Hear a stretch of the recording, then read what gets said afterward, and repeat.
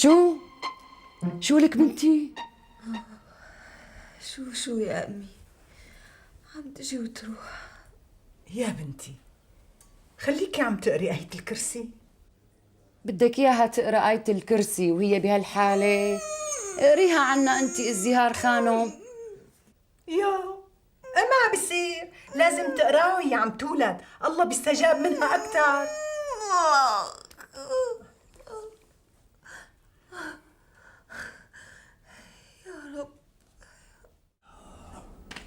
يا رب.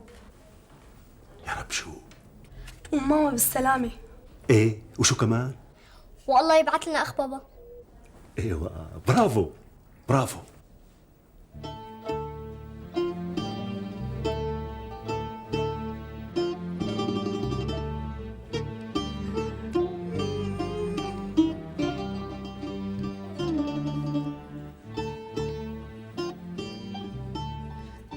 يا أمي يا أمي يا أبو قاسم. يا رب يجي قاسم، يا رب يجي قاسم. يا رب يجي ولد. لك حاجتك لا تخافي لا تخافي، انت اللي عم بتخوفيها بهالكلام، شو هي اول مرة عم تولد؟ بس هاي أصعب مرة.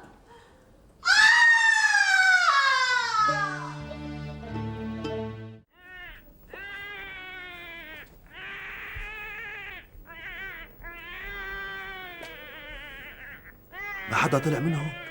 معناته بنت. خلصي انت وياه. الحمد لله على السلامة. شفتوا انه صبي؟ وعم بتزلطي كمان. شو بدك يعني اندب لانه بنتي قامت بالسلامة؟ شو أمي؟ إجا قاسم. اجت شريهان، بس شو بنت؟ سبحان الذي خلقها. لا لك بنتي، الله سبحانه وتعالى شو ما بعت لنا منيح. لا إله إلا الله. لساته أبو قاسم برا؟ من وين لوين ابو قاسم؟ ابني اسمه عجاج، ليجي قاسم تقولوا له ابو قاسم. طيب لساته عجاج برا؟ ايه برا عجاج، ولي على قلبي تلفت اعصابه من زمان. لك حدا يطلع ويبشرني. انا ما بتطلع من تمي، بدكم ياني اعلق بلسانه؟ دائما بيحط الحق علي. لا انت امها تقبريني، اطلعي بشريه.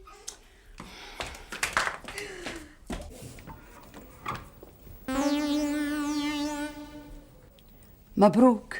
بعرف مبروك، كملي. شو؟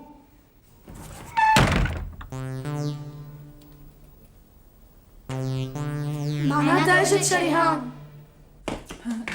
قلتي له؟ ما قدرت اقول له، لونه مخطوف. ولي على قامة قلب امك يا ابني، خايفة عليك من شي جلطة. شو؟ بعيد الشر عنه. هلا انت رح تخافي على ابني اكثر مني؟ ايه طبعا.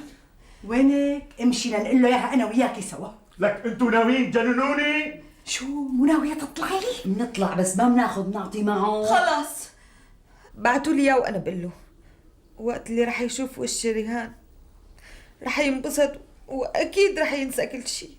ينسى؟ ابني عجاج وبعرفه لا يمكن ينسى. امشي. مبروك اجتك بنت.